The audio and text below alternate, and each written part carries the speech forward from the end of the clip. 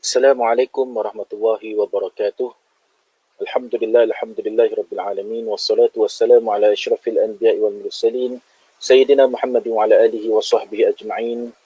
Qalu subhanaka la ilma lana illa ma 'allamtana innaka antal alimul hakim. Rabbi shrah li sadri wa yassir li amri wahlul 'uqdatam min lisani yafqahu qawli amma ba'd. Alhamdulillah thumma alhamdulillah, sidang penonton yang dirahmati Allah Subhanahu wa taala. Alhamdulillah ala kulli hal. Marilah sama-sama kita memanjatkan kesyukuran kehadrat Allah Subhanahu Wa Taala yang mana sekali lagi kita dapat meneruskan program kuliah duha interaktif secara online, yang mana pada hari ini kita akan bersama Al-Fadilah Ustazah Dr. Sakinah Sabtu dengan tajuknya keutamaan zuhud, iaitu sambungan yang kedua. Jadi insya-Allah sidang penonton yang dirahmati Allah Subhanahu Wa Taala, tanpa saya melengahkan masa, saya akan berjemput Ustazah Dr. Sakinah Sabtu untuk tampil ke hadapan dan insya-Allah mudah-mudahan kita memperolehi manfaat daripada perkongsian beliau insya-Allah. Assalamualaikum warahmatullahi wabarakatuh Ustazah. Assalamualaikum warahmatullahi. Sihat Ustaz? Sihat alhamdulillah. Nampaklah sihat ni. Ustaz selamat hari lahir. Apa tu? Eleh tanya apa tu pula. Mudah-mudahan berkah ya umurnya. Amin rabbal alamin. Dia kau berapa tahun ni Ustaz?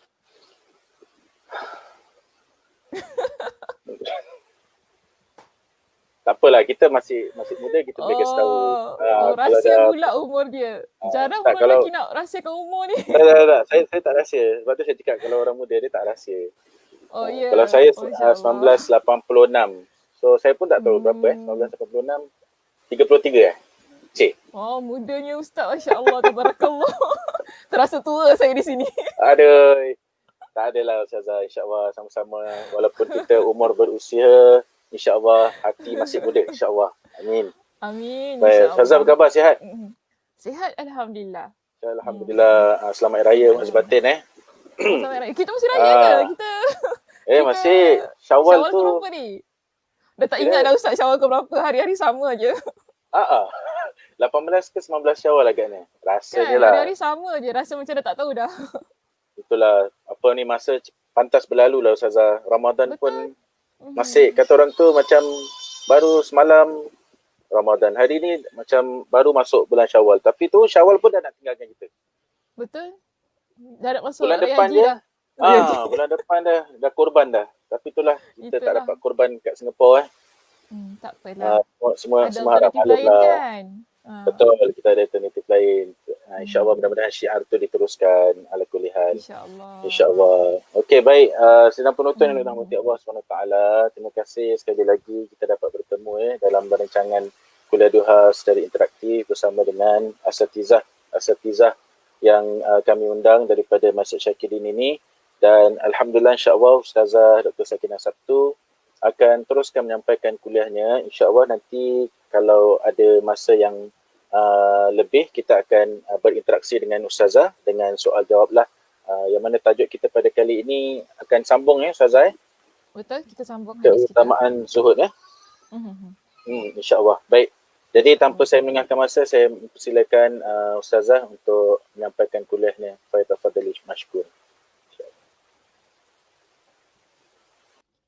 Bismillahirrahmanirrahim. Innal hamdalillah nahmaduhu wa nasta'inuhu wa nastaghfiruh wa na'udzu billahi min syururi anfusina wa min sayyiati a'malina.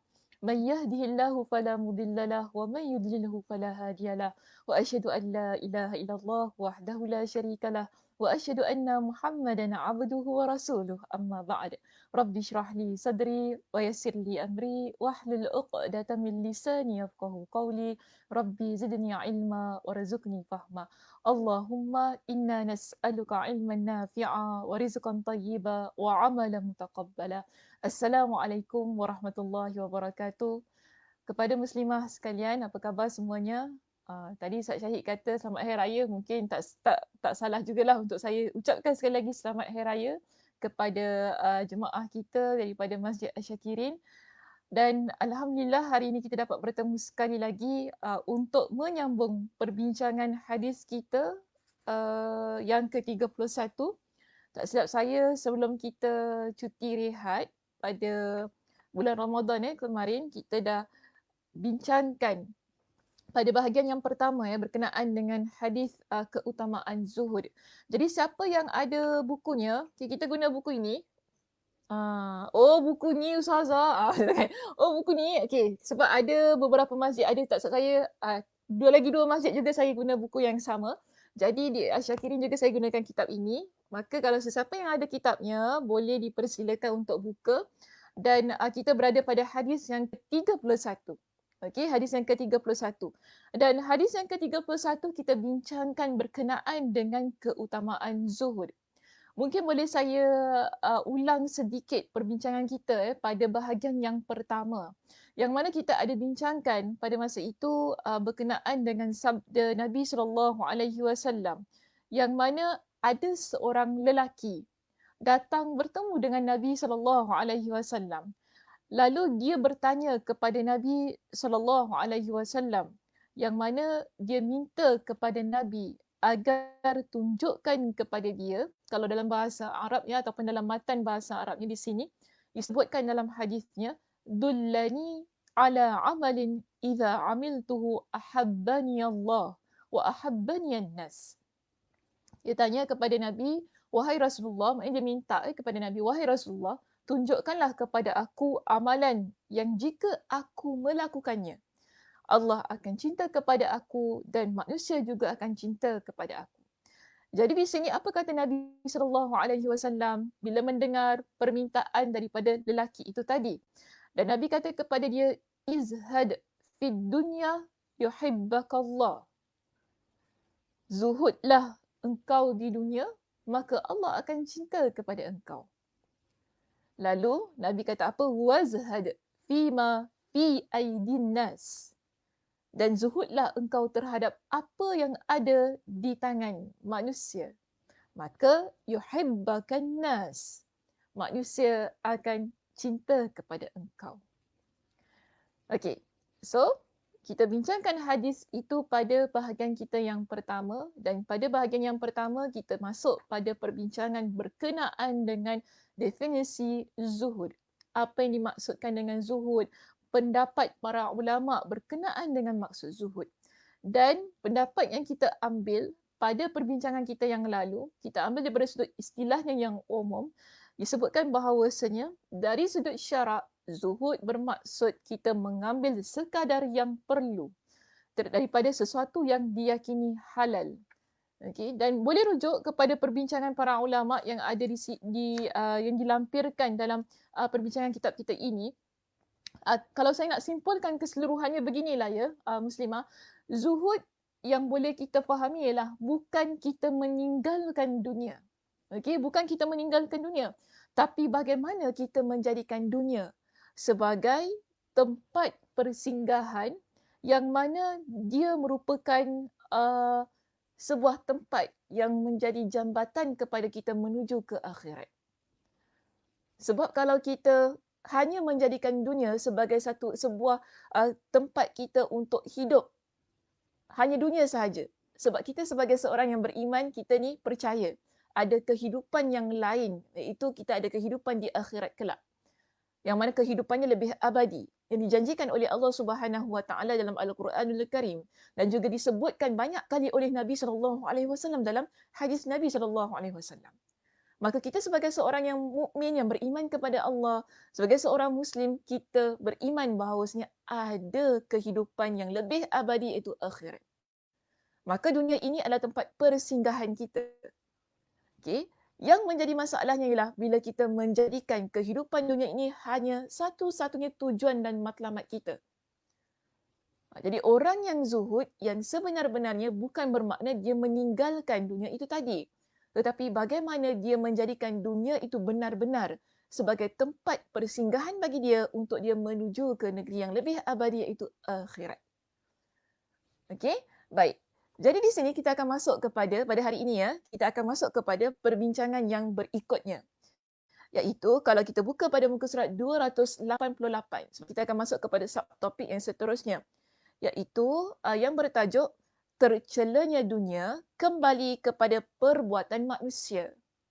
Kenapa dalam Al-Quran menyebutkan tentang pencelaan ataupun penghinaan terhadap dunia? Dalam hadis Nabi SAW juga kita pernah bincangkan betapa Nabi menyatakan tentang perumpamaan dunia ataupun kehinaan dunia dengan anak kambing yang mati di tepi jalan.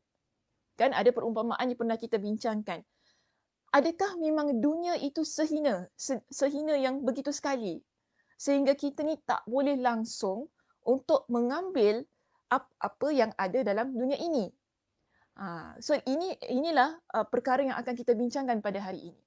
Sejauh mana hinanya dunia itu sehingga kita ni tak boleh ataupun sehingga kita ni dinasihatkan oleh Nabi SAW jangan terlampau-lampau dengan keduniaan kita.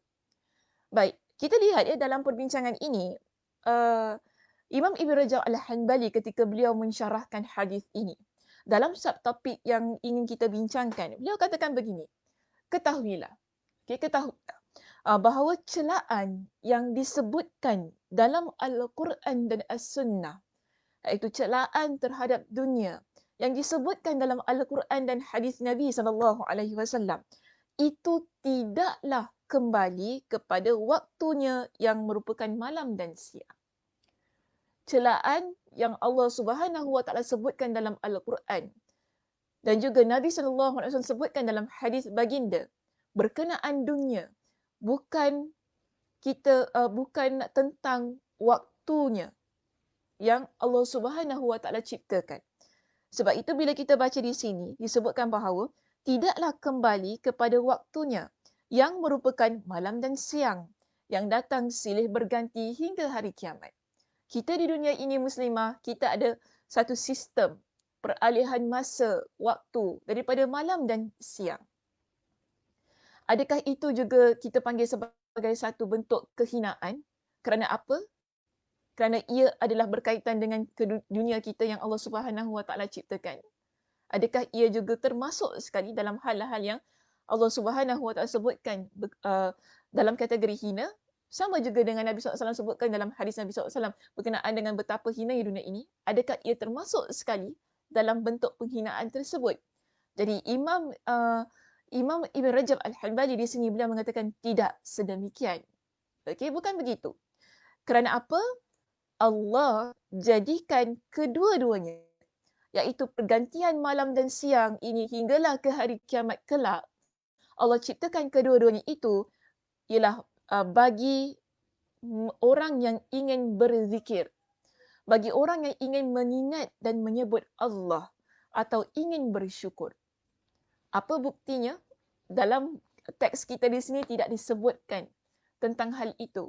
Tetapi kalau kita rujuk dalam surah Ali Imran pada ayat yang ke-190 hingga ke-194, ada disebutkan tentang penciptaan langit dan bumi yang Allah ciptakan dan juga pergantian malam dan siang sebagai bentuk ataupun sebagai satu cara untuk melihat sejauh mana kita ini menjadi orang yang sentiasa ingin ingat kepada Allah, ingin berzikir kepada Allah.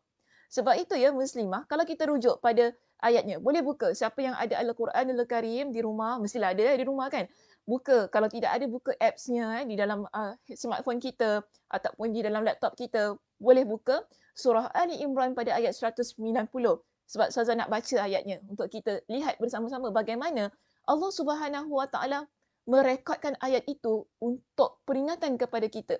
Kenapa Allah ciptakan dunia ini ataupun bumi ini dengan satu sistem ada pergantian malam dan siang, penciptaan langit dan bumi dan sebagainya. Okey. So dalam ayat ini apa kata Allah? Inna fi khalaqis samawati wal ardi wa ikhtilafil laili wan nahar la ayatin li ulil albab. Allah kata dalam ayat ini sesungguhnya dalam penciptaan langit dan bumi. Okey, dalam penciptaan langit dan bumi. Di situ yang mana Allah ciptakan kedua-duanya secara yang mana Allah ciptakan bersamanya ada silih berganti malam dan siang. Okay, ada pergantian malam dan siang. Allah kata, terdapat tanda-tanda bagi orang yang berakal. Kita manusia, Allah ciptakan kepada kita dengan akal fikiran. Untuk kita memikirkan setiap apa yang Allah Subhanahu Wa Taala ciptakan di atas muka bumi ini, di dunia ini. Dan itu Allah ciptakan bukan dengan saja-saja. Okay, pergantian malam dan siang dan juga penciptaan langit dan bumi. Dan Allah Subhanahu Wa Taala sebutkan dalam ayat ini. Apa kata Allah? La ayatin liulil albab. Siapakah orang yang berakal itu? Di sini Allah jelaskan kepada kita kategori orang yang berakal tersebut, allazina yadhkurunallaha qiyama. Okey, iaitu orang yang Allah sebutkan iaitu orang-orang yang mengingat Allah sambil berdiri. Allazina yadhkurunallaha qiyaman wa qu'udan wa 'ala junubihim wa yatafakkaruna fi khalqis samawati wal ardi. Rabbana ma khalaqta hadza batila. Subhanaka faqina 'adzaban nar. Orang yang berakal tadi, Allah kata dalam ayat ini, seterusnya pada ayat yang berikutnya, pada ayat yang ke-191, Allah ingatkan kepada kita, Allah ciptakan langit dan bumi, di situ ada pergantian malam dan siang untuk orang-orang yang berakal. Siapa orang yang berakal itu? Ialah orang yang ingat Allah. Dalam keadaan dia berdiri, sambil dia berdiri, wa qu'uda, dan juga dia duduk, dan dalam keadaan berbaring. Dan orang ini mereka dan mereka memikirkan tentang penciptaan Allah. Dalam keadaan dia ingat Allah itu tadi, sama ada dalam keadaan yang berdiri, duduk, baring, mereka memikirkan tentang penciptaan Allah, iaitu penciptaan langit dan bumi. Sebab itu Imam Ibn Rajab Al-Hanbali rahimahullah dalam kitab ini, dia mengatakan penghinaan terhadap dunia atau pencelaan terhadap dunia yang terkandung dalam Al-Quranul Karim dan juga As-Sunnah, ia tidak terkait dengan apa yang Allah ciptakan itu tadi. Kerana apa Allah ciptakan langit dan bumi, pergantian malam dan siang adalah tujuannya untuk orang yang berakal, yang mana mereka itu ingat Allah dalam keadaan mereka duduk, dalam keadaan mereka berdiri, dalam keadaan mereka berbaring.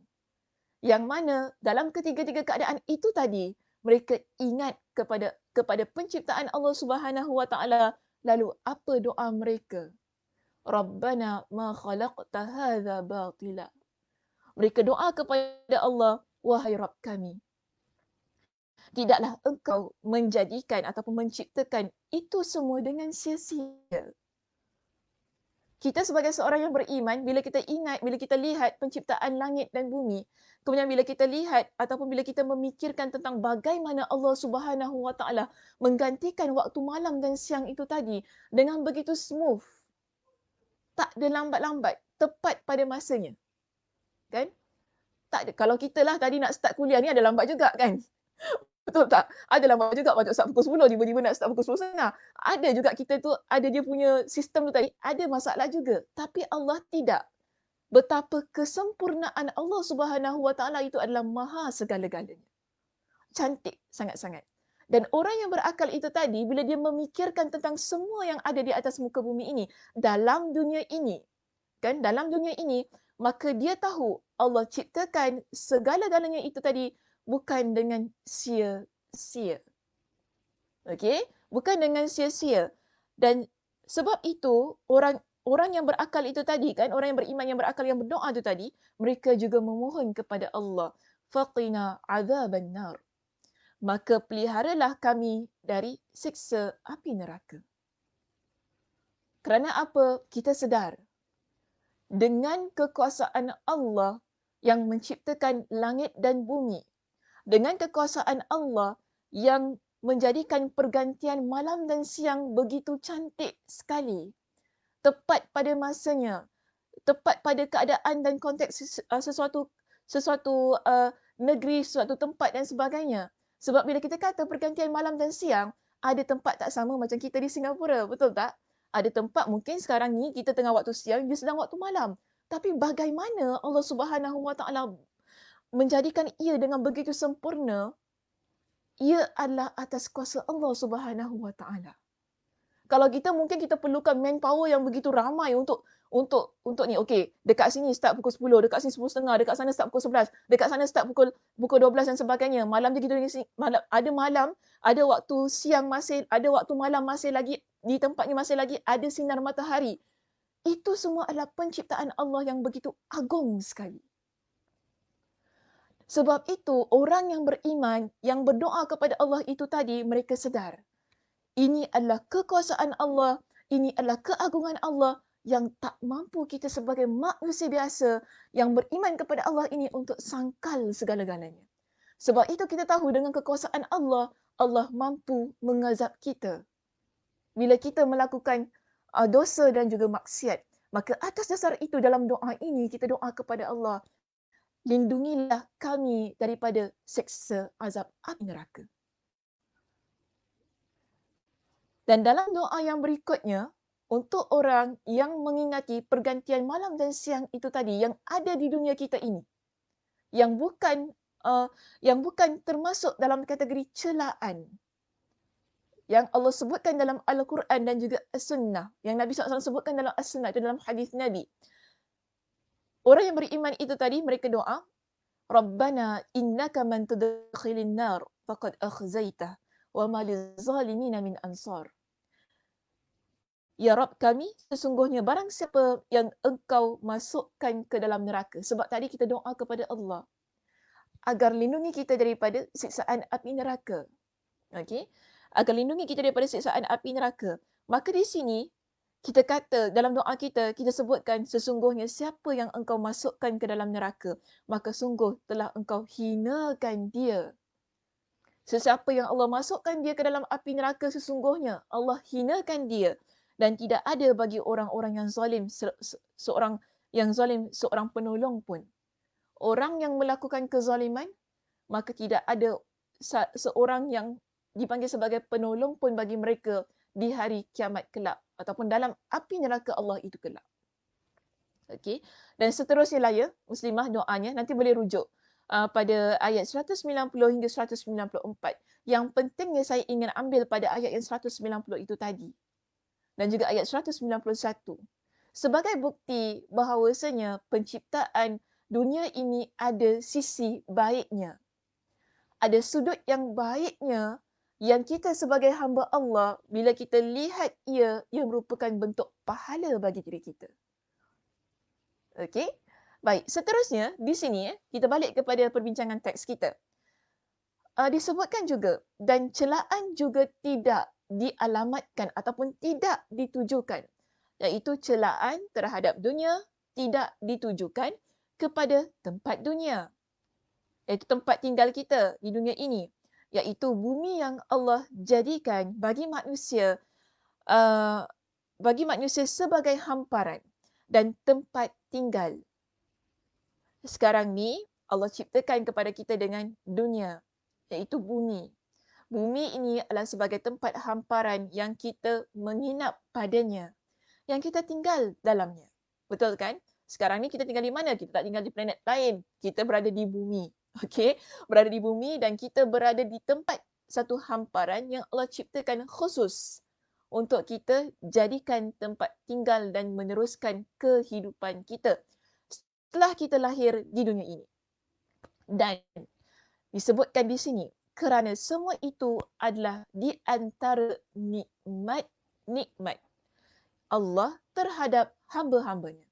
Semua itu tadi, iaitu Allah ciptakan kepada kita, dunia ini sebagai tempat tinggal kita, di dalamnya ada pelbagai macam nikmat yang Allah berikan kepada kita. Betul ke tidak? Sekarang ni kita tinggal di Singapura, kita ambillah satu konteks yang lebih kecil. Okay? Kalau cakap dunia, bumi besar sangat, daripada hujung ke hujung. So, kita ambil satu konteks. Kita berada di Singapura. Di Singapura ini kita hidup.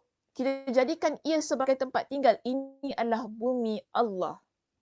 Singapura ini adalah bumi Allah. Kita jadikan negeri ini, negara ini sebagai tempat tinggal kita. Betul kan?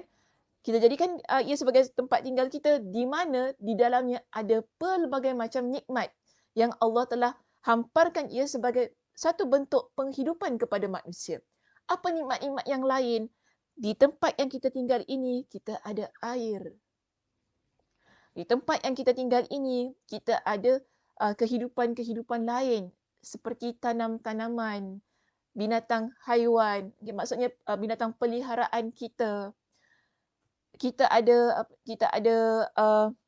udara yang kita hirup, kan, yang boleh kita hirup sebab ada di planet lain susah dari sudut dari sudut udara tu tadi, sebab tu kita tak boleh tinggal kat tempat itu. Okey, tapi bumi ada. Dunia ini ada, bumi ini ada. Kemudian Allah Subhanahu Wa Taala ciptakan dunia atau bumi ini yang menjadi hamparan kita, tempat tinggal kita, dengan kehidupan yang lain juga, dengan satu kehidupan yang mana kita boleh berinteraksi dengan manusia. Ini adalah nikmat. Kita boleh bergaul, kita boleh berbual, walaupun sekarang kita berbual ataupun kita berinteraksi menerusi online dan sebagainya, tapi nikmat itu masih lagi kekal, masih lagi ada, masih lagi dapat jumpa orang dan sebagainya. Kita tidak sendirian di atas bumi ini. Ada makhluk lain yang Allah ciptakan. Ada nikmat lain yang Allah Subhanahu Wa Taala berikan kepada kita sebagai satu bentuk kesinambungan kehidupan yang kita ada di atas muka bumi ini. Yang mana, saya kata, bila kita gunakan ia untuk tujuan-tujuan yang baik, ia bukan termasuk dalam bentuk celaan yang Allah Subhanahu Wa Taala sebutkan dalam Al-Quran dan Nabi SAW peringatkan kepada kita dalam hadis baginda. Sebab itu ya, Muslimah, bila kita baca seterusnya dalam perenggan itu, dikatakan bahawa kerana semua itu adalah di antara nikmat-nikmat Allah terhadap hamba-hambanya yang di dalamnya terkandung pelbagai manfaat bagi mereka. Pelbagai manfaat bagi mereka yang telah saya sebutkan contoh-contohnya itu tadi. Kemudian, dan mereka juga dapat mengambilnya sebagai i'tibar. I'tibar itu maksudnya pengajaran. Setiap apa yang ada di muka bumi ini, wajar untuk kita ambil ia sebagai i'tibar, sebagai pengajaran.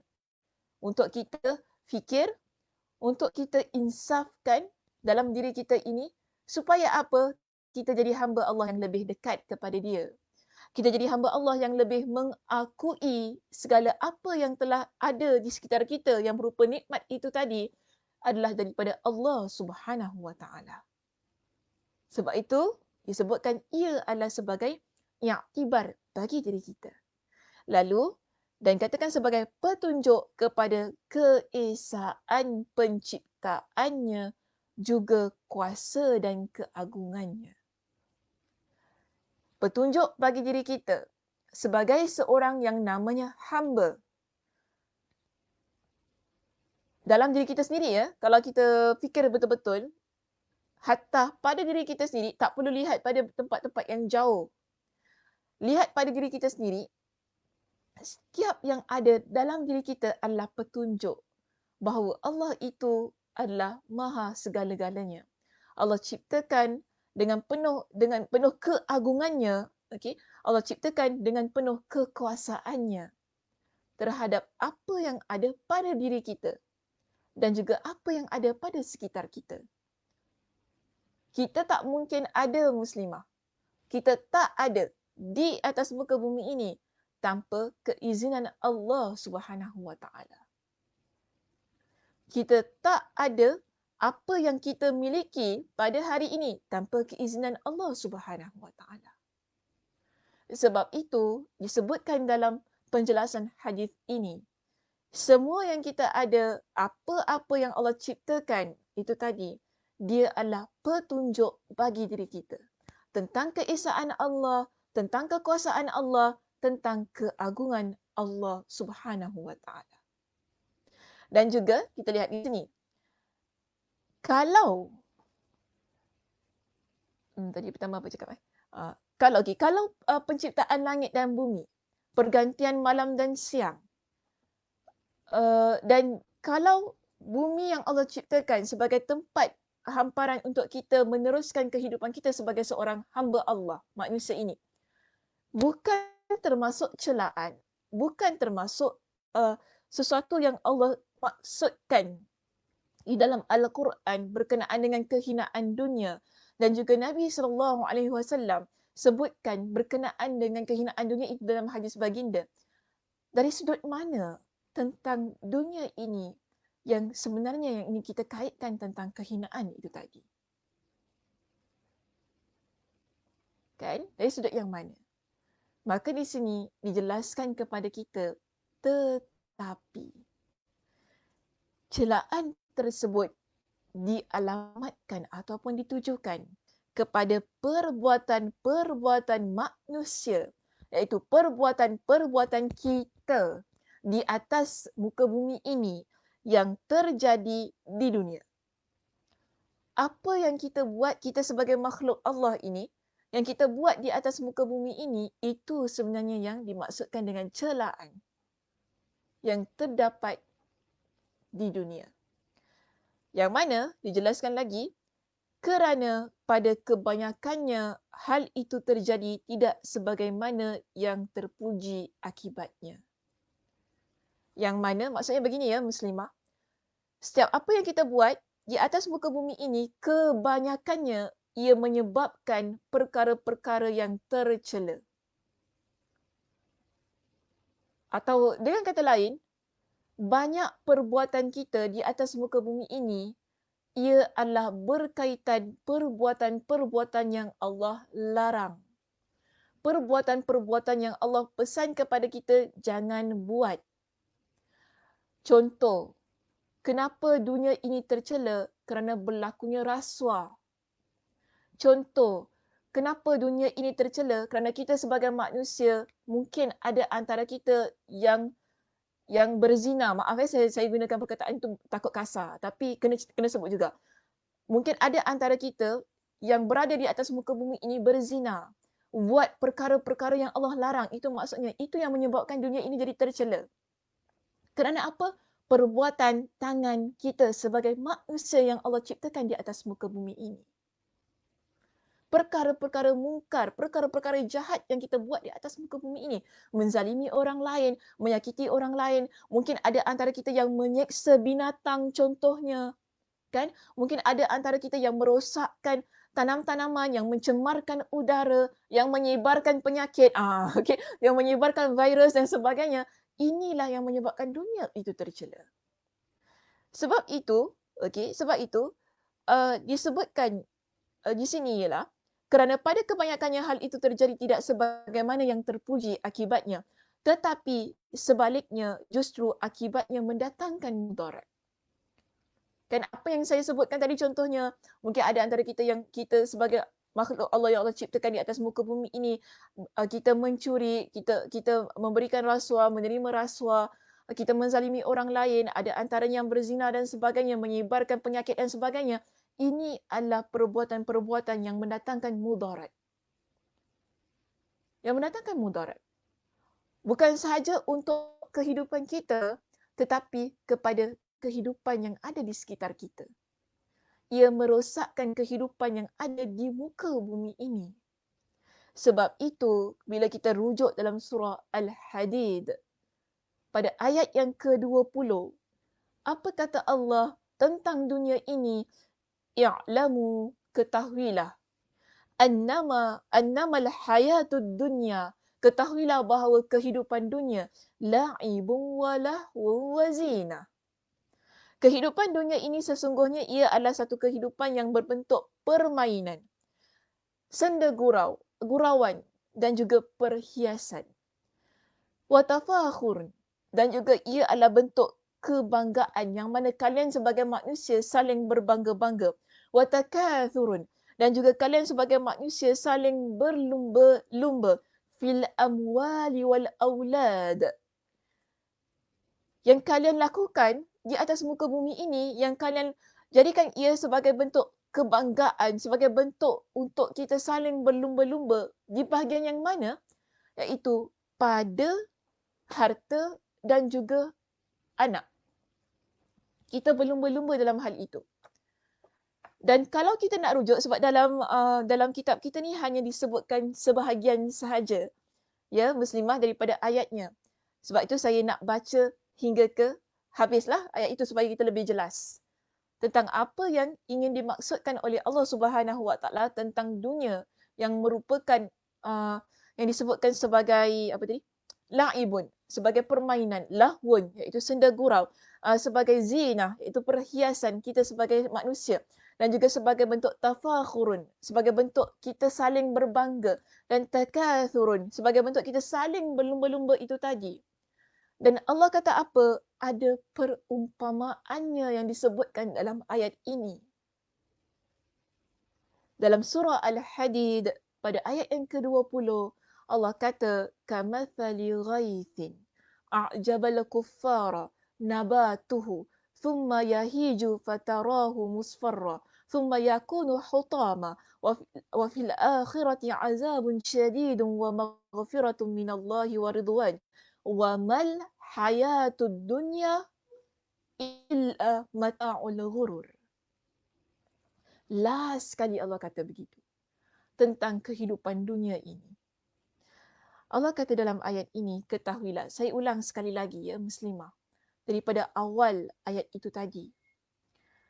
Allah ingatkan kepada kita, umat manusia ini, hamba Allah ini, yang Allah ciptakan di atas muka bumi ini, yang mana tadi kita bincangkan, bumi Allah ciptakan sebagai satu bentuk hamparan untuk kita meneruskan kehidupan kita, yang mana di dalamnya ada pelbagai macam nikmat yang Allah berikan kepada kita, untuk kita ingat ia adalah satu petunjuk bagi diri kita tentang keesaan Allah, tentang kekuasaan Allah, tentang keagungan Allah. Namun Allah juga ingatkan kepada kita bahawa dunia ini, ketahuilah, Allah kata, i'lamu, ketahuilah bahawa sesungguhnya kehidupan dunia itu hanyalah permainan dan satu yang melalaikan.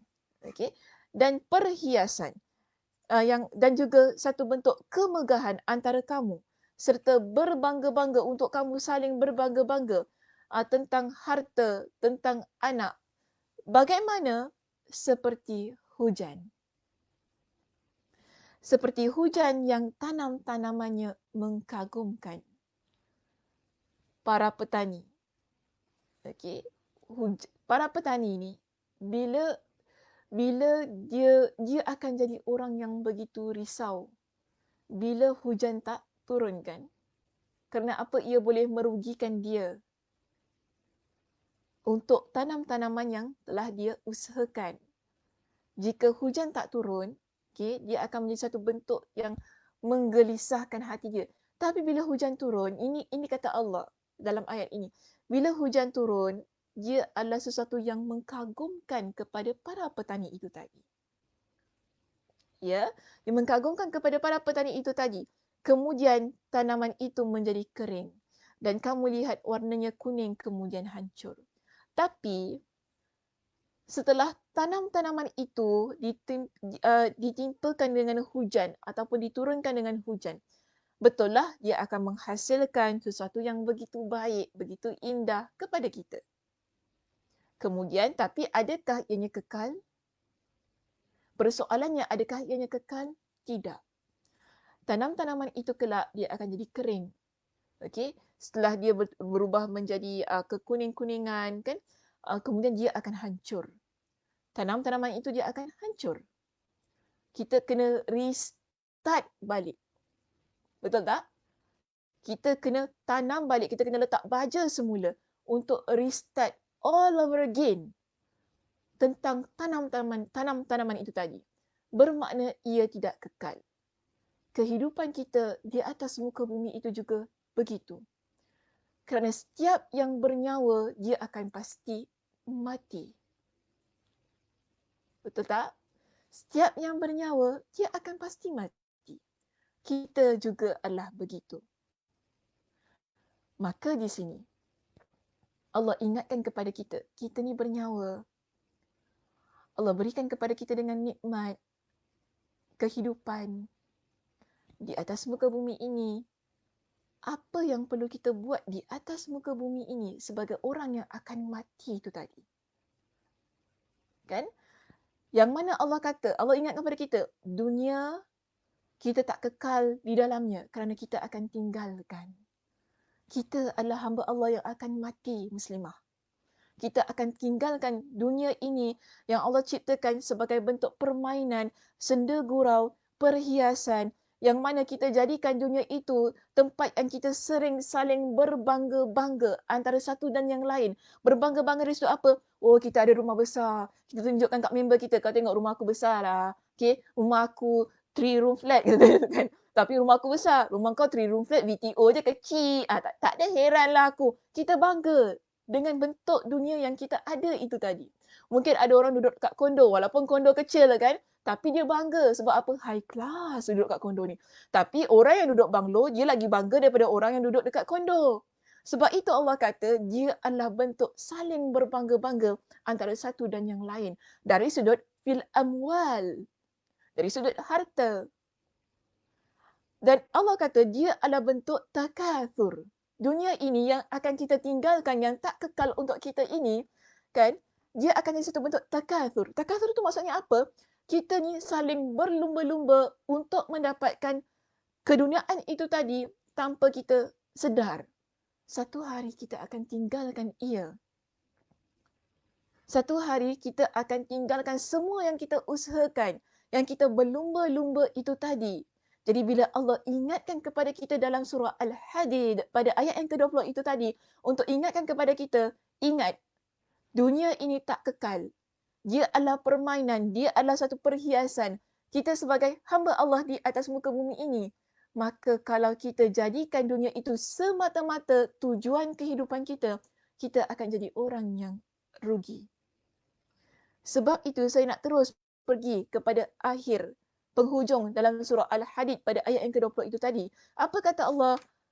Wa mal hayatud dunya illa mata'ul ghurur.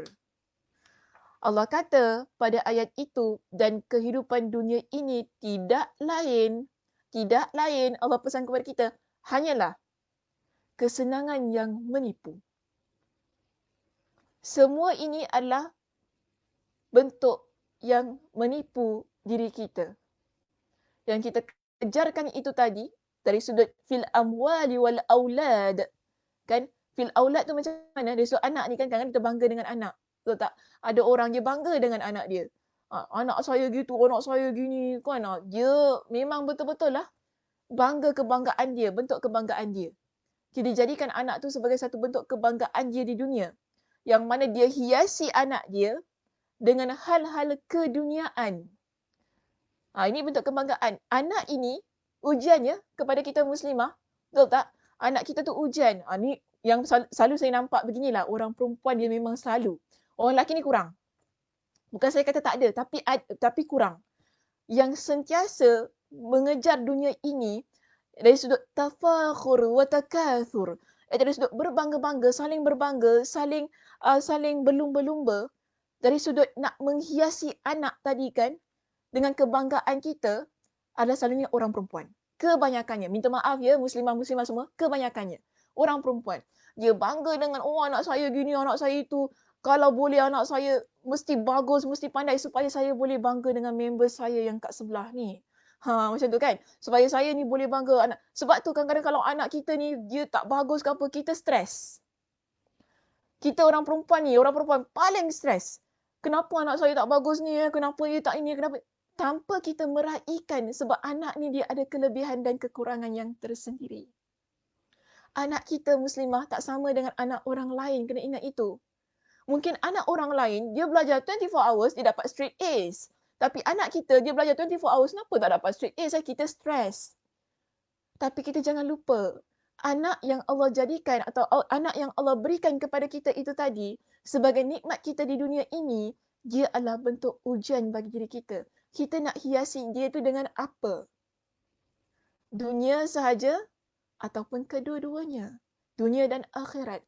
Tapi kita akan jadi orang yang tidak tertipu sebagaimana yang Allah sebutkan itu tadi dalam Al-Quran. وَمَا الْحَيَاةُ الدُّنْيَا إِلَّا مَتَاعُ الْغُرُورِ itu tadi. Tidaklah kehidupan di dunia ini melainkan hanya tipu daya semata-mata. Kita takkan tertipu dengan rezeki anak yang Allah berikan kepada kita itu tadi. Bagaimana bila kita tahu kita akan tinggalkan anak kita? Okey, kita akan tinggalkan anak kita ataupun anak kita tinggalkan kita terlebih dahulu. Dia adalah nikmat yang tak kekal. Tapi saya kata, Nabi juga ada sebutkan, anak ini dia boleh menjadi aset bagi diri kita. Bagaimana? Bila kita dapat didik dia menjadi seorang anak yang soleh dan soleha. Yang akan mendoakan kita dunia dan akhirat. Yang menjadi amal kita yang tidak terputus setelah kita mati di kemudian hari. Maknanya bagaimana kita menjadikan setiap apa yang kita ada di atas muka bumi ini sebagai satu bentuk yang tidak menipu diri kita. Yang boleh kita bawa ia hingga ke akhirat kelak. Sama juga muslimah dengan harta yang kita ada, bukan? Kita tak kata harta yang kita ada ni, oh ni semua menipu, ni semua adalah sia-sia saja. Tidak. Kerana apa? Daripada sudut harta itu tadi, kita boleh beramal soleh. Kita boleh laksanakan sedekah jariah kita yang kita bawa sampai ke akhirat kelak. Kita boleh gunakan harta yang kita ada tadi, yang kita berlumba-lumba tadi, betul tak? Untuk kita dapatkan rezeki itu tadi di jalan Allah Subhanahu Wa Taala. Kalau kita sedar tentang semua itu tadi, kita sedar, pertama sekali kita kena sedar, dunia ini Allah ciptakan untuk menjadi satu bentuk penipuan bagi diri kita. Tapi Allah dah ingatkan. Di sini Allah tak ada main game. Allah ni, Masya Allah, Tabarakallah. Ini yang saya kata kesempurnaan Allah. Allah adalah maha adil, maha segala-galanya. Allah tak ada selindung-selindung dengan kita muslimah. Allah dah sebutkan di dalam Al-Quran sebagai peringatan kepada kita. Dunia itu bagaimana? Bermakna, kalau nanti di akhirat Allah azab kita, Allah berikan kepada kita dengan seksaan, kerana kita salah gunakan dunia ini, kita dah tak ada alasan di hadapan Allah. Sebab Allah dah ingatkan kepada kita. Dalam Al-Quran itu tadi, bukan? Allah dah beritahu kepada kita, dunia ini adalah satu tempat yang menipu engkau. Kenapa engkau jadikan ia sebagai semata-mata tujuan kehidupan engkau? Sedangkan telah aku peringatkan kepada engkau dalam Al-Quran, dalam kalam aku. Mungkin Allah akan kata begitu kepada kita di akhirat kelak. Bila kita ini nanti, kita kata, tak, aku ni buat gitu, aku tak tahu pun. Rupanya dunia ni adalah satu tempat yang menipu. Tak ada maknanya muslimah kita nak kata begitu di hadapan Allah. Sebab Allah dah ingatkan kepada kita. Maka sebab itu, orang yang zuhud. Okay, kita balik kepada topik kita. Orang yang zuhud, dia mengambil sekadarnya yang ada di dunia ini. Kalau kita berbalik kepada definisi kita tentang zuhud, dia adalah orang yang mengambil sekadar yang perlu daripada apa yang halal untuk kehidupan dia di dunia ini. Dan dia akan berusaha sungguh-sungguh untuk jadikan apa yang ada di dunia ini, di atas muka bumi ini, nikmat-nikmat yang dia ada sebagai satu peluang untuk dia meraih keredaan Allah untuk satu kehidupan yang lebih abadi, iaitu akhirat. Okey muslimah, itu saja perbincangan kita pada hari ini. Okey, berkenaan dengan dunia yang Allah Subhanahu Wa Taala sebutkan dalam Al-Quran, di mana bahagian yang terdapat kecelaannya, di mana bahagian yang tidak terdapat kecelaannya. Mungkin saya boleh buka kepada sesi soal jawab dan saya berikan kembali kepada Ustaz Syahid. Okey, alhamdulillah. Okey, sidang penonton yang dirahmati Allah Subhanahu Wa Taala. Jadi dalam perbincangan Al-Fadilah Ustazah Dr. Sakinah Sabtu berkenaan tentang keutamaan zuhud adalah berkaitan tentang kita ambil secukup rasa dalam kita hidup di muka bumi Allah Subhanahu Taala ni. Dia macam gini Ustazah, dia kita boleh kata kita anggaplah dunia ini kalau kita nak masak tu kita perlu garam, betul tak? So betul. Kita kena secukup rasa. Kita kalau tak berikan kita tak letak garam, nanti rasa tawar. Ini bukan tagline Maggi Kau Yang tu kan, secukup rasa kan? Secukup rasa. So memang dalam kat dunia ni, memang kita perlukan garam. Okay, tapi garam tu, kalau kita tak letak, dia akan rasa tawar. Tapi kalau kita terletak lebih garam, Dia maka dia akan akan memudaratkan kita. memudaratkan kita. So maknanya kita kat dunia ni, kita nak kena dalam masa yang sama kita boleh hidup dengan bermewah, tetapi dalam keadaan yang kata orang tu bersifat qanaah lah, berpuas hati dengan apa yang ada. Qanaah tu apa Ustaz? Nanti orang tak faham. Qanaah. Okay, sidang penonton, ada yang boleh jawab qanaah tu apa? Qanaah tu dia rasa macam apa yang ada sekarang ni. Contohlah, dia dah ada rumah. Dia dah ada rumah 4 bilik kan. Lepas tu dah ada anak. Ada orang tak ada anak kan. Jadi bersyukur dengan apa yang dia ada sekarang. Jangan mengharapkan sesuatu perkara yang kita belum tahu kita akan mencapainya. So, apa yang kita ada sekarang ni, kita kena rasa bersyukurlah. So, seperti mana Rasulullah SAW ajarkan setiap dalam keadaan kita senang ke, dalam keadaan kita susah ke, dalam keadaan kita sedih, gembira, ucapkanlah alhamdulillah ala kulli hal. Itulah yang kita senantiasa ingatkan pada diri kita, sebab kalau kita dah rasa dunia ni hanya secukup rasa, janganlah kita berlebih-lebih dalam kita menambah perisa kan. Perisa tu dah cukup sedap. Jangan kita terlebih. Kalau kita terkelang kabut pun tak boleh Ustazah.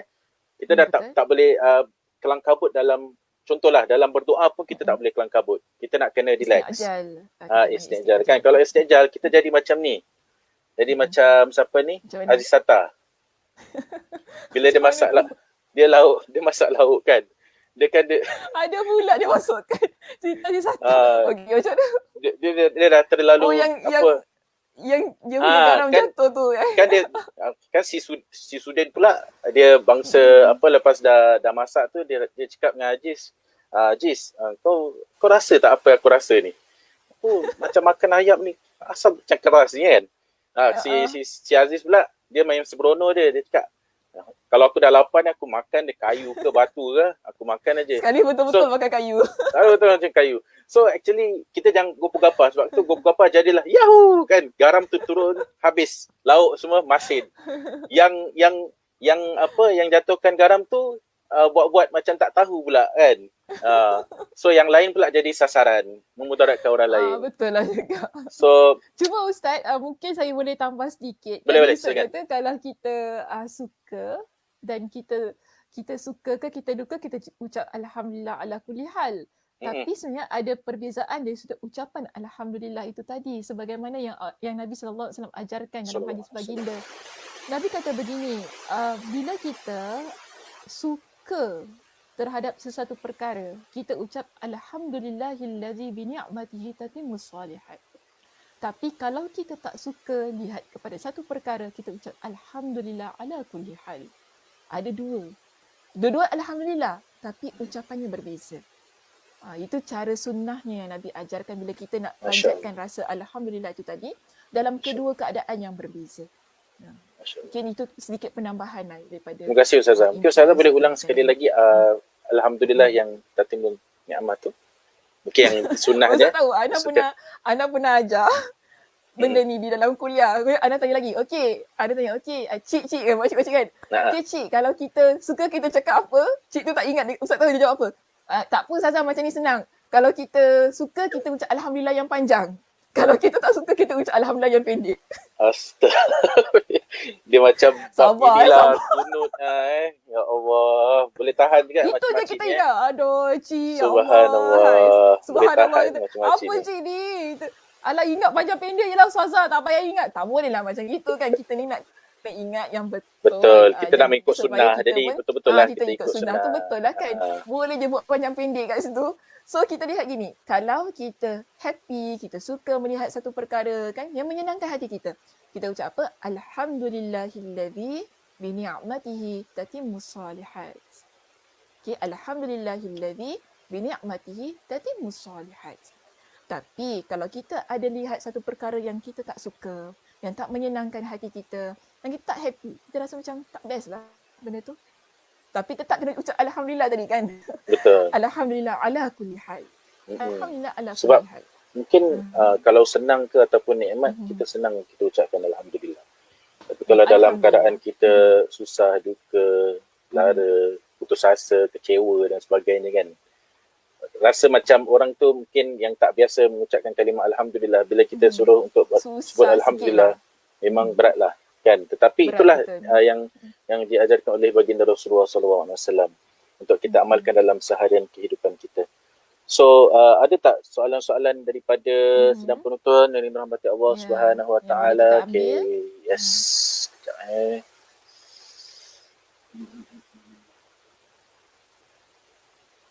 Okay. Ada Ustaz. Ni apa? Assalamualaikum Ustazah. Macam mana kalau kita bangga dengan kurniaan Allah dan kita post lah perkara-perkara ini dalam social media, tapi kita tetap apa? Kita tetap apa? Kak Mila. Tetap dot. Tetap apa? Tetap apa Kak Mila? Sila Macam sambung. mana kalau kita bangga dengan Kak Mila ni tak habis type je dari tadi. Ni. Ada Okay. tak? Okay. Social media untuk memori. Tapi ada pula orang sangka kita menunjuk-nunjuk macam mana ni Ustazah. Okay. Ni bab social media ni Ustaz dengan Ustazah pun dia terbabit juga ni. Terbabit juga. Kita tak terasa. Tak terasa. Allahu Akbar. Tak. Kita tak terasa. Sebab kita tak macam gitu, Cik. Allahu Akbar. Saling ingat mengingatilah. Mungkin Ustazah ada Ustaz jangan tutuplah soalan tu. Saya belum absorb. Saya buat. Apa tadi Kak Mila tanya kita? Assalamualaikum Ustazah. Macam mana kalau kita bangga dengan kurniaan Allah dan kita post dekat social media kita. Nanti orang tak tahu pula Mac tu apa. Okay, social media kita lah. Contoh FB kita ataupun IG kita dan sebagainya lah. Untuk memori, maknanya dia nak simpan sebagai satu bentuk kenangan. Okay. Tapi ada pula orang yang sangka kita ni menunjuk-nunjuk macam mana ni Ustazah. Macam ni lah Kak Mila.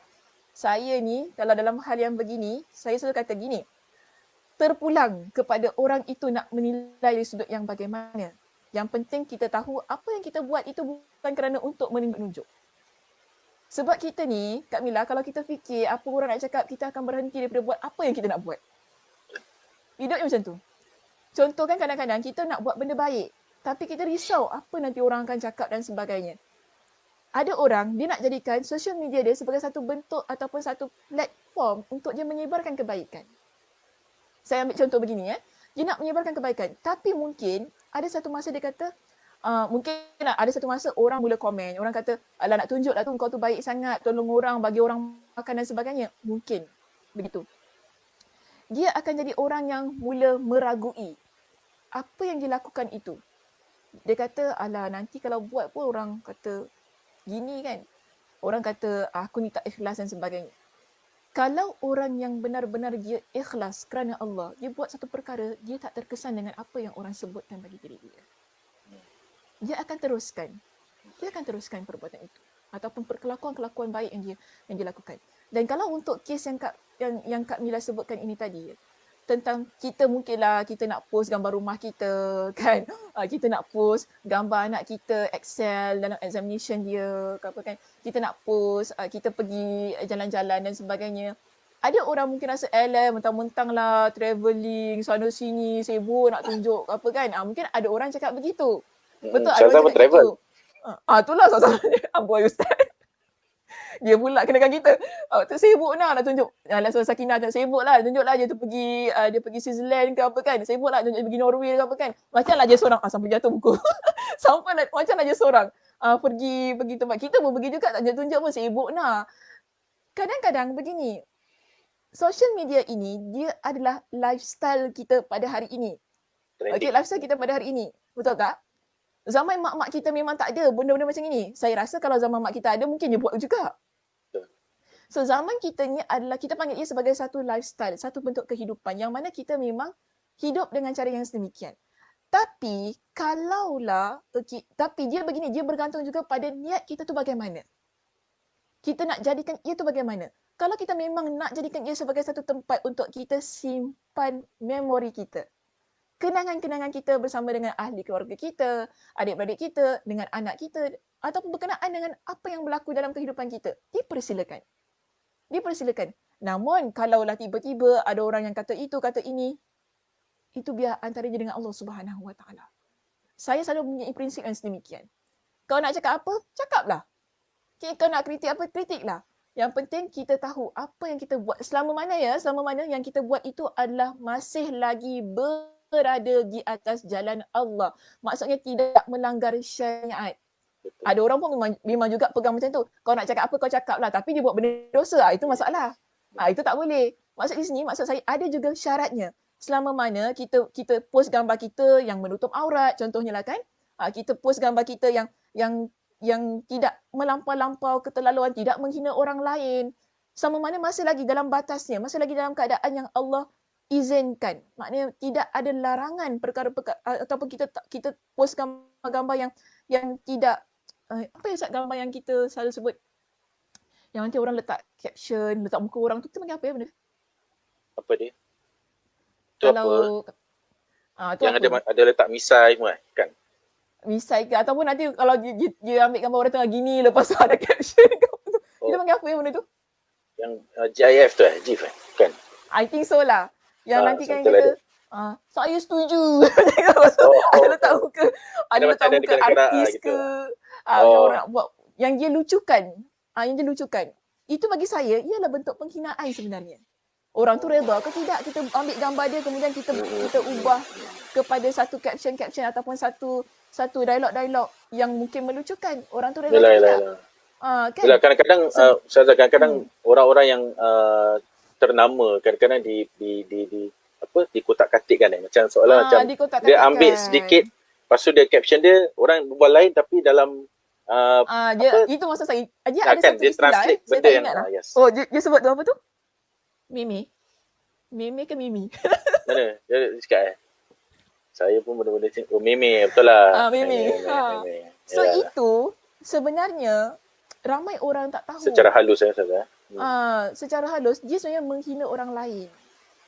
Saya tak redha kalau orang ambil muka saya tiba-tiba orang letak satu betul, caption ke apa kan. Saya tak redha orang ambil muka saya dan benda itu orang sebarkan di WhatsApp, orang sebarkan di IG, di Facebook. So benda-benda ini kalau kita buat, contohnya kita letak di IG kita, di Facebook kita, saya tak rasa itu benda yang baik. Dan perkara itu mungkin kalau ada orang tegur, kalau ada orang beritahu kepada kita suruh stop, memang kita wajar untuk stop. Sebab apa? Kita mula memperkotak-katikkan maruah orang lain. Maknanya di situ kena lihat juga lah berbalik kepada niat asal kita dan juga berbalik kepada apa yang kita buat, adakah ia masih lagi dalam garisan syariat ataupun tidak. Kalau ia terkeluar, kalau ada orang kata kena stop, kita stop. Kita stop. Itu wajar, itu yang sewajarnya. Tapi kalau kita buat tu memanglah tak ada benda pun yang kita rasa tak salah pun kan. Dan kita pun bukan kerana tujuan kita untuk berbangga ataupun tujuan kita bukan untuk menunjuk-nunjuk. Kemudian ada orang sound ke orang bunyi-bunyi, itu masalah dia lah. Dah. Macam selalu orang katakan, kau jangan post nanti riak lah. Apalah bukan. Riak dan sebagainya. Orang selalu katakan, ni semua jangan tengok nanti riak semua. Cuba tanya pada diri kita, adakah kita riak, betul-betul kita buat itu kerana riak? Kalau saya nak kata gini lah, saya sebut gini. Kalau nak cakap pasal riak ni, saya pun takut juga kalau nak ceramah dekat social media ni. Nanti orang kata, Sakinah tu riak kau, dia mengajar bukan main lagi. Tengok tu, dia mengajar. Tengok tu, buku dekat belakang tu, banyak tu. Buku kitab rujukan dia. Sajalah tu nak tunjuk buku dia. Kita kalau kita fikir apa orang cakap kan, bukan main lagi dia keluar dalil berdebus bukan main lagi dah start. Start dia keluarkan macam-macam tu kan. Macamlah bagus sangat. Kita kalau fikir apa orang cakap tentang niat kita mengajar dan sebagainya, bagi saya tak ada ulama pun nak buat buku, tak ada ulama pun nak mengajar. Sebab apa kita fikir dan sebab itu saya kata selama mana perkara itu masih lagi dalam batasan garisan syariat, teruskan sahaja. Jangan hiraukan apa yang orang persoalkan. Okey? Jadi pengajaran dia di sini saya boleh rumuskan, lifestyle tu tetap kita kena ikuti dia punya perjalanan generasi lah demi generasi. Kita tak boleh macam stagnan, kita stay bawah katak tempurung betul tak? Katak bawah tempurung. Katak di bawah tempurung. Katak bawah tempurung. Kita jangan berada di dalam comfort zone saja. So ini adalah social media adalah satu platform di mana sekarang ni anak-anak muda kita yang sedang banyak menggunakan gadget-gadget ini. So kita ambil peluang kita sebagai orang-orang orang-orang lama, walaupun kita taklah terlalu lama, tapi kita kena tahu tentang ilmu-ilmu yang teknologi yang hari ini. Walaupun social media tu nampak macam semua orang akan lihat dari sudut publik tu, ramai yang akan lihat. Macam dulu taklah kita nampak semuanya. Tapi hari ini memang itu dia punya lifestyle dia. Itulah agama Islam. Agama Islam ni tetap kekal relevan sampai hari kiamat. Kita sesuaikan dengan konteks dalam kehidupan semasa kita. Dan Macam inilah Ustaz, mungkin Hmm, kita boleh kata hmm. gini, sekurang-kurangnya masih lagi ada contoh yang baik yang boleh Betul. diperlihatkan di social media. Sebab kita ni banyak sangat, bagi saya, kita ni banyak sangat contoh-contoh yang kurang baik. Yep. Kan, yang dipertunjukkan. Contohlah, Okay. macam TikTok tu kan, bagi saya tak berapa berkenan.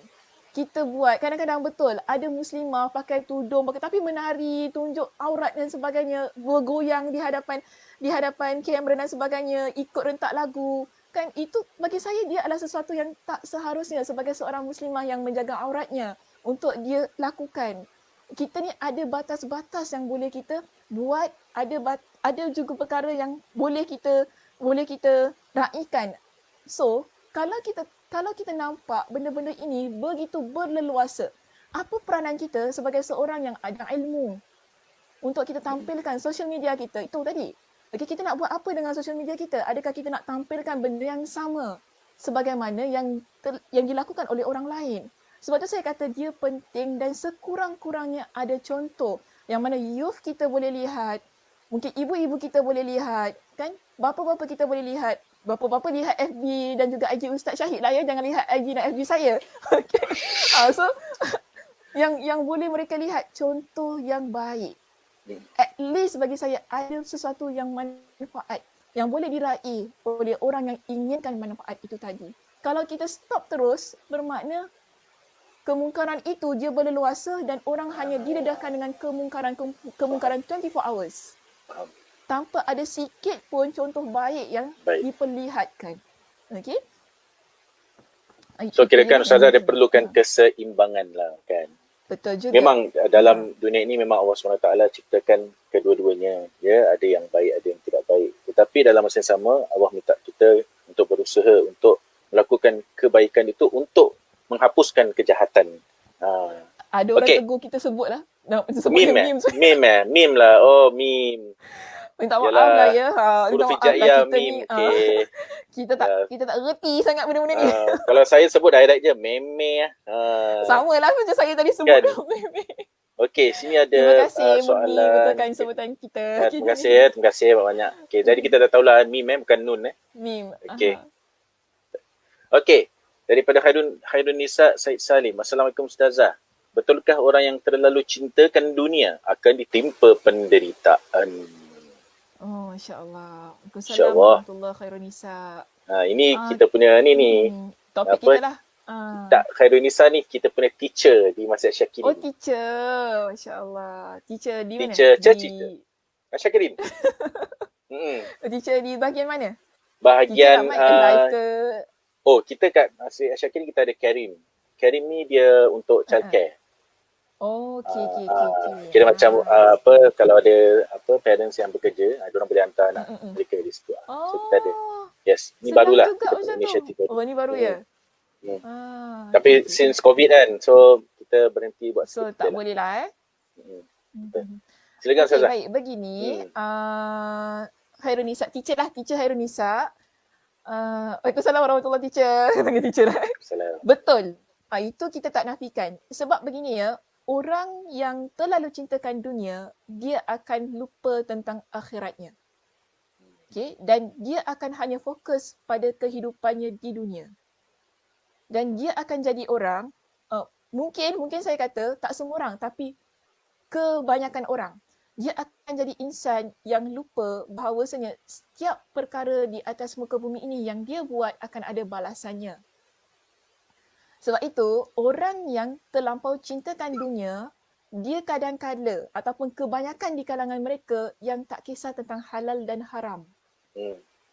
Okay, dia tak kisah dosa ke pahala, dia tak kisah. Sebab bagi dia, aku buat ialah untuk aku, untuk keduniaan aku. Yang penting, I achieve apa yang aku hendak. Dia nak achieve apa yang dia hendak tadi. Sebab itu, tadi contoh-contoh yang kita berikan. Orang yang terlampau cintakan dunia, dia akan rosakkan dunia ini dengan mengkhianati orang lain. Ada orang dia berzina, kan? Ada orang dia ambil rasuah dan sebagainya. Kerana bagi dia, untuk achieve dunia tu tadi. Untuk dia ambil apa yang ada di dunia. Dan ini dipanggil sebagai penderitaan. Yang ramai orang tidak sedar penderitaan itu. Yang mana pada awalnya kita rasa ia adalah kebahagiaan kita. Okey, kenapa saya kata penderitaan? Sebab kita kena ingat, penderitaan ini dia bukan hanya semata-mata Allah tunjukkan di dunia. Tapi setelah kita meninggal dunia. Sebagai seorang yang beriman, sebagai seorang Muslim, kita beriman tentang kehidupan dunia, alam barzakh dan juga kehidupan akhirat. Dan kita ni ada fasa-fasa kehidupan yang begitu panjang. Dunia bagi saya dia adalah begitu singkat. Sebab itu kehidupan kita di dunia yang begitu singkat, ini tadi kan, adakah kita nak jadikan ia hanya tujuan yang semata-mata sedangkan kita tahu tujuan kita di dunia ini adalah untuk kita bawa amal ibadah kita di akhirat kelak. Yang mana sebelum kita nak menuju ke akhirat, kita ada alam barzakh dan alam barzakh adalah satu alam yang begitu lama sekali. Cuba kita fikir orang yang mati pada zaman mak-mak kita tu kan. Lama nak tunggu kan. Bukan fikir orang yang mati zaman mak kita. Yang mati pada zaman Nabi tu. Ataupun sebelum zaman Nabi. Sekarang ni tunggu hari kiamat. Lama sangat. Sebab itu, dunia ini kalau kita jadikan ia sebagai satu tempat yang betul-betul untuk kita dapatkan akhirat. Kita akan dapat kebahagiaan dunia dan akhirat. Tapi bagaimana dia jadi satu bentuk penderitaan bagi diri kita bila kita jadikan ia hanya semata-mata tujuan hidup kita. Sebab itu ingat di sini ada sebuah hadis yang Nabi SAW ingatkan kepada kita. Orang yang menjadikan dunia ini adalah semata-mata tujuan hidupnya. Yang Nabi kata hammah maksudnya kepentingan dia. Allah Subhanahu Wa Taala akan mencerai-beraikan urusan dia. Dan dunia itu akan datang pada dia itu sahaja. Maksudnya, kita dekat dunia ni kita ada banyak urusan. Betul tak? Kita ada urusan A, B, C dan terlampau banyak urusan yang nak kita capai. Dan dia akan selalunya jadi susah. Itu yang kadang-kadang kita ni, kalau orang yang hidupnya dunia, dia akan risau siang dan malam macam mana bisnes aku ni tak berjaya-berjaya. Dia akan fikir 24 hours tentang apa yang dia kejarkan itu tadi. Without fail, dia akan fikir apa nak buat, what's next untuk dia capai tujuan hidup dia tu tadi. Itu yang cepat stres. Yes, stres, depression dan sebagainya. Bagi saya, itu tak salah. Kita fikir what's next itu tak salah. Tapi kalau kita jadikan ia sebagai tujuan kita semata-mata itu yang salah. Ya, kenapa dia susah? Kerana orang yang menjadikan tujuan hidupnya dunia semata-mata, Allah mencerai-beraikan urusan dia. Dan dunia itu akan datang pada diri dia, itu saja yang dia usahakan. Berbeza dengan orang yang jadikan akhirat sebagai tujuan hidup dia. Yang mana Nabi kata apa? Orang yang menjadikan akhirat sebagai tujuan hidup dia, Allah akan cantumkan semua urusan dia. Kita ada banyak urusan tadi. Tapi kenapa ia jadi mudah? Walaupun kita fikir what's next, kita nak buat apa lepas ni kuliah. Tapi kenapa ia jadi mudah? Kerana apa? Kita tahu tujuan kita tadi adalah akhirat. Dan Nabi kata orang yang tujuannya akhirat, bila Allah cantumkan setiap urusan dia, maknanya dia bahagia bukan? Dunia dan akhirat. Sebab settle everything mudah walaupun ada kesukaran-kesukaran yang perlu dihadapi. Dan Allah akan beri dia lebih daripada apa yang dia cari. Beza dengan orang yang tadi kan, dia nak hanya dunia sahaja. Dunia itu datang untuk dia, itu sahaja. Walaupun dia berjaya untuk dapat. Tapi orang yang jadikan akhirat sebagai tujuan hidup dia, dunia itu memang datang. Dia akan dapat apa yang dia hendak. Apa yang dia usahakan. Tapi selalunya dia akan dapat lebih daripada apa yang dia usahakan. Ini penting. Orang yang beriman kepada Allah, dunia dan akhirat tak boleh dipisahkan. Mesti kena dua-dua. Kerana apa? Kita nak bahagia dunia dan akhirat. Wallahu a'lam bishawab. Ustaz ambil soalan lagi ke Ustaz? Macam dah lambat ni. Itulah. Sebab ada few question juga bila dah saat-saat akhir ni kan. Maybe kita ambil lagi, sini ada lagi 2. Kalau dia punya jawapan perlukan panjang, kita kena bilang dia next week nantikan jawapan. Kita buat dia Apa dia soalan nanti. dia, Ustaz? Okey, Boleh sekejap boleh dipaparkan? Cahaya Putri, Assalamualaikum. Bagaimana untuk kita tahu isi hati kita jika tu ada bisikan syaitan atau petunjuk dari Allah setelah lakukan solat istikharah? Okey, ni yang pertama Ni sekejap tentang Ustazah. istikharah, okey. Yes. Kemudian yang kedua, Assalamualaikum Ustazah dan Ustaz. Apa pula dengan ibadah seperti solat qiyam, tarawih, kurban, dan sebagainya kita post di social media. Adakah boleh jika niat untuk mengajak lain untuk buat kebaikan? Ni macam tadilah. Tapi ni dia berbentuk dah macam dah jawab dah.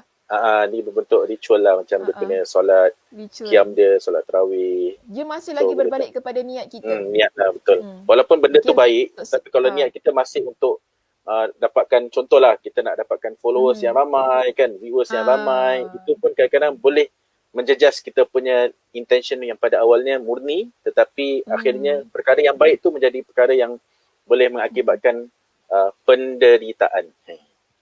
Macam ni Puan, mungkin saya boleh tambah sikit lah. Puan Badawiyah ni yang tanya tentang ibadah yang dipamerkan di social media. Kalau kita bimbang, amal ibadah itu tadi dia boleh mengurangkan ataupun menghilangkan keikhlasan kita, terbaiknya tidak. Okey, terbaiknya tidak. Kalau saya mengambil pendekatan yang sedemikian. Terbaiknya tidak kalau kita bimbang. Sebab kita masing-masing tahu niat kita tu apa. Diri kita ni bagaimana. Saya tak boleh tahu niat Ustaz Syahid apa. Ustaz Syahid pun tak tahu niat saya apa. Kita tak tahu niat masing-masing. Okey? Tapi kita tahu kalau aku post benda ni nanti aku takut aku riak ke apa. Better tidak. Ini untuk amal ibadah tadilah. Untuk amal ibadah tadi. Sebab amal ibadah dia eksklusif antara kita dengan Allah Subhanahu Wa Taala. Betul. So terbaiknya tidaklah kalau sekarang kita bimbang hal yang sedemikian. Bagi saya begitu. Okay. Mungkin saya boleh kalau mungkin kalau dia punya kekuatan niat tu memang dia betul-betul dia nak ajak.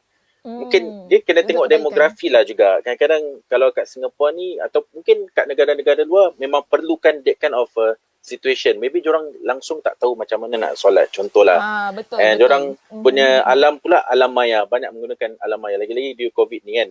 So kebetulan dakwah dia tu memang sesuai pada saat itu. Dia boleh gunakan that kind of social media to let others follow dia punya cara menunaikan solatnya. So maybe itu sesuai dalam konteks tersebut. Tapi kalau di Singapura memang nampak gayanya semuanya alhamdulillah, cara solat pun alhamdulillah, basic pun dah tahu.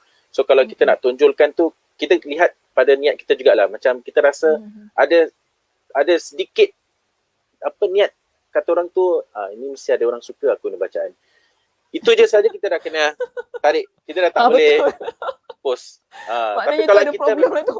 Betul. So nanti tapi macam contohlah kalau kita niat kan, mudah-mudahan mudah-mudahan orang yang dengar ni mereka nak buka Al-Quran, nak baca Al-Quran apa kan. Itu okey saja. Tak jadi masalah. Maknanya dia masih lagi lah bergantung pada niat. Yang tadi tu soalan istikharah, boleh kita jawab sikit lah. Okey. Kesian Cahaya Putri ni. Okey, Assalamualaikum warahmatullahi wabarakatuh. Cahaya, bagaimana untuk kita tahu isi hati kita jika itu ada bisikan syaitan atau petunjuk dari Allah setelah lakukan solat istikharah? Dia beginilah, sebenarnya susah untuk kita bezakan sama ada dia adalah bisikan syaitan ataupun petunjuk daripada Allah Subhanahu Wa Taala. Yang paling penting Putri setelah kita melaksanakan solat istikharah, kita yakin dengan keputusan yang kita buat. Dia begitu. Yakin dengan keputusan yang kita buat, yakin tu ialah, adakah mula-mula tu kita fikir, adakah apa yang kita nak ambil tadi sebagai satu keputusan yang baik untuk agama kita, akhirat kita dan dunia kita. 3 perkara ini. Kalau kita yakin, keputusan yang saya nak buat memang ia bagus untuk akhirat saya, untuk agama saya, untuk dunia saya. Ketiga tu sekali, persilakan. Namun, tapi ramai orang juga tanya pada saya, habis Ustazah kalau lepas tu jadi tak baik dan sebagainya, itu ujian daripada Allah. Kena ingat. Itu ujian daripada Allah. Ya, betul. Yes, itu ujian daripada Allah. Kita tak kata, agaknya apa yang saya putuskan itu tadi, agaknya itu adalah bisikan daripada syaitan tak, Ustazah. Sebab itulah salah saya pilih. Bukan begitu. Bukan begitu. Kita dah pilih tadi kan, yang kita yakin ia bagus untuk agama kita, akhirat kita, dunia kita. Alhamdulillah, teruskan dengan pilihan tersebut.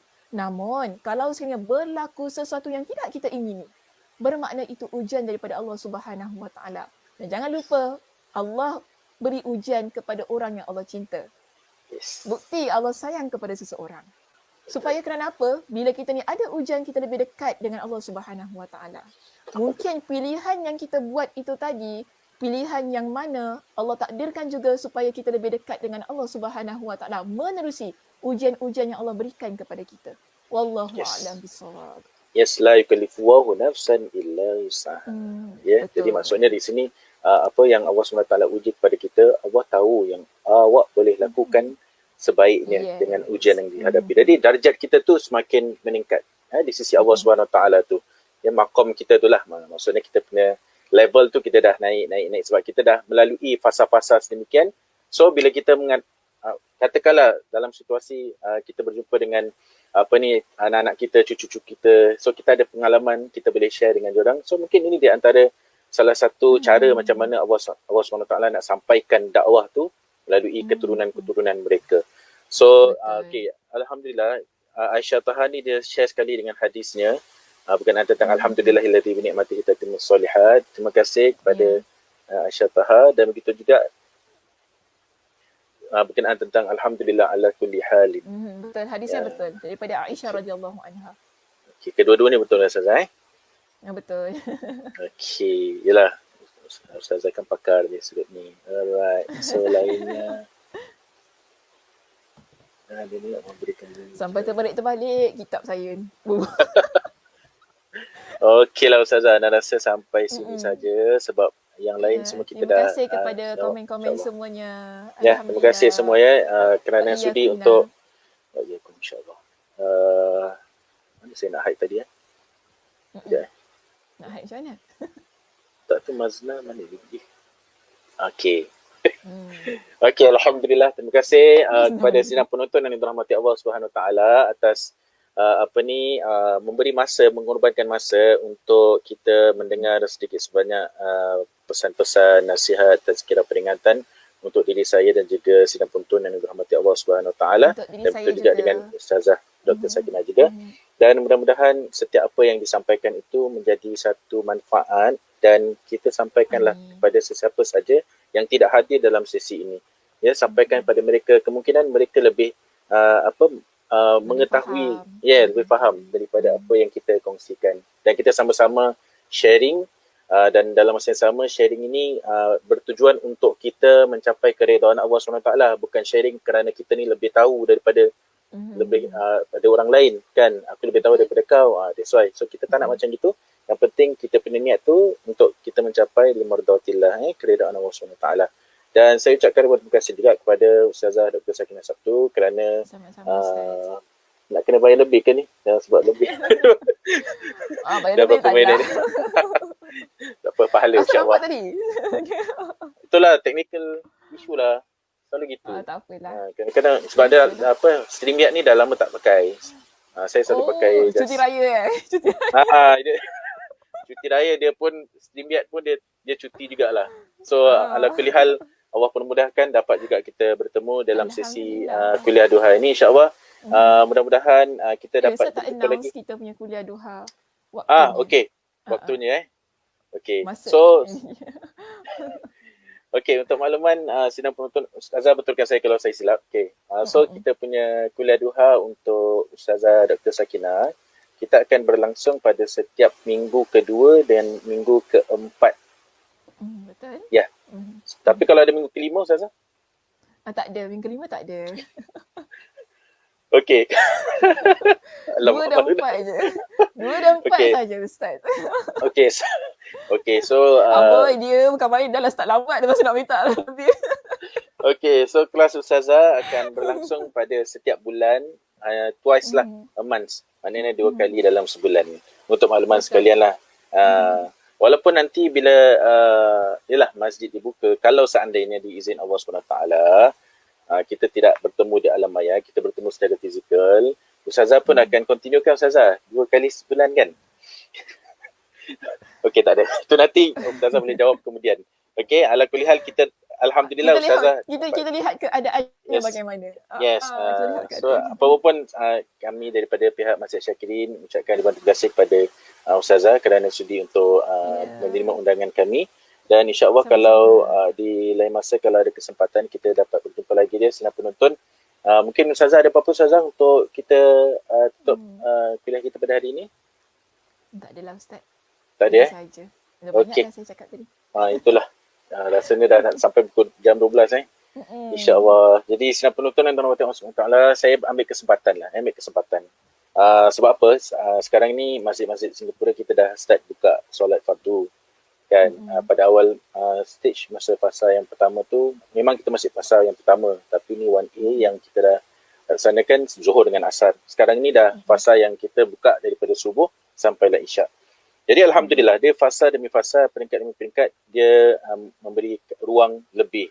Maksud dia di sini, dia ada indikator kat sini lah. Kalau seandainya kita dapat mengikuti arahan-arahan, measures-measures yang ditentukan oleh pihak kerajaan, pihak MUIS dan sebagainya, kalau kita dapat melaksanakan dengan baik, kita ikut dengan berlapang dada, tidak marah-marah, InsyaAllah bila kita buat sesuatu tu, InsyaAllah Allah akan berikan kita peluang untuk kita buka masjid, untuk kita solat berjamaah, untuk kita solat Jumaat, yang mana kita rindu sangat untuk kita solat berjamaah bersama dengan ahli jemaah-jemaah sekalian lah.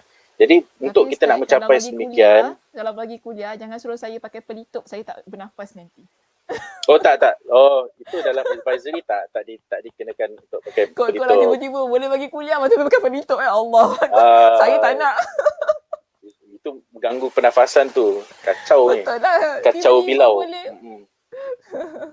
So jadi saya minta kerjasama kepada jemaah sekalian untuk sampaikan bila kita nak pergi ke masjid, pastikan suhu badan kita. Kita cek dulu suhu badan kita. Kalau kita tak sihat, duduklah kat rumah. Kemudian tak sedap badan tu tak payahlah keluar. Ya, betul. Tak payahlah nak pergi Sheng ke, NTUC ke. Memang jual tak kasi masuk. Sing and song je lah kat rumah. Sing and song yang ikut lagu raya kat Suria tu. Ikut lah karaoke sama. Okay, gurau je. Okay, so kalau seandainya suhu badan okey, so bolehlah pergi ke masjid dengan menggunakan pelitup muka. Dan jangan lupa untuk kita membawa sejadah sendiri. Betul. Sebab terlekung. Terlekung. Yalah, pun punya ni lah. Perkara-perkara yang berkaitan tentang kita nak menunaikan solat, terlekung sejadah, kain pelekat ke, kan? Kalau yang lelaki kalau bekerja. So, ini semua perlukan bawa sendiri sebab kita kalau boleh kita nak pastikan perkara ini dapat kita lakukan tanpa kita melanggar measures-measures yang ditentukan. Kemudian kita jaga kita punya hygiene, personal hygiene. Kalau seandainya kita sampai ke masjid, berikan kerjasamalah dengan pegawai masjid. Usahlah kita marah-marah. Memang kita dalam keadaan yang situasi COVID-19 ni banyak yang dalam keadaan depressed dan sebagainya, tertekan, and ada yang sikap anxiety kan. Ini penyakit anxiety ni pun mengambil satu penyakit yang kita nak kena berhati-hatilah, jangan sampai keterlaluan. Kita nak bersih tidak, tapi jangan sampai keterlaluan, sampai kita bersikap ada penyakit seperti apa ni Ustazah? OCD. Ya. So kan saya kata tadi, anggaplah dunia ni kita ambil garam secukup rasa. Okay? Kita jangan no punya iklan. Cukup rasa, bagi cukup rasa. Kan orang dah nyanyi dah lagu tu. Ustaz ni bagi tahu nama. Jadi diorang ingat Ustazah, bagus. Tu dia punya advertisement dia. Okay. So jadi saya minta betul-betul dengan jemaah sekalian, berilah kerjasama anda kepada pihak pegawai masjid. InsyaAllah mudah-mudahan dipermudahkan segala urusan kita, dan insyaAllah satu hari nanti kita dapat berjemaah insyaAllah. Jadi itu saja daripada pihak kami, daripada Masjid Syakirin, dan sekali lagi kami ucapkan ribuan terima kasih kepada senang penonton dan Ustazah Dr. Sakinah Sabtu. Hingga kita jumpa lagi insyaAllah. Bila taufiq hidayah wa biridha wal inayah. Kita akhiri dengan tasbih kafarah serta surah wal asr. Bismillahirrahmanirrahim. Subhanakallahumma bihamdika asyhadu an la ilaha illa anta astaghfiruka wa atubu ilaik.